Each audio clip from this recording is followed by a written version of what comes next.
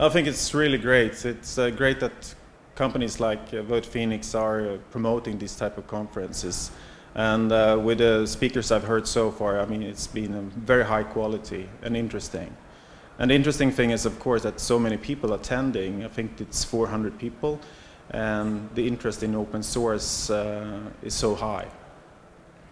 So talking on your presentation for all the people who couldn't attend, what was your speech about? My speech is about a different side of normal IT surveillance.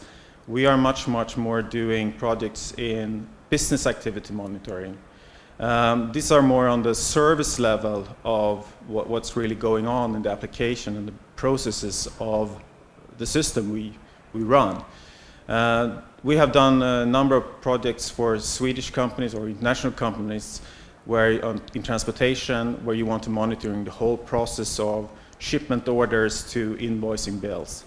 And that has some interesting requirements and features like dynamic threshold settings, understanding different profiles of the business depending on day of month, day of week, and that sort of thing. And that we have built as an open source project called BizCheck that you can use for any Nagios type of distributions. And it's open source, of course, that project too.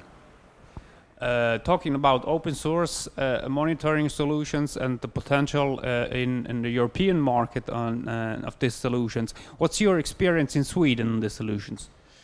I think it's an increasing market too. You see all the spin-offs around Nagios-based core. You see them in France, you see them here in Italy, you see them in Sweden.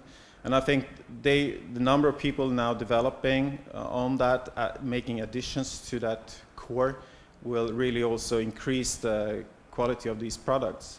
And the whole discussion if it's a commercial product or an open source product, I think is going away in the market. It's coming much more back to price, performance, and really the functionality of the systems.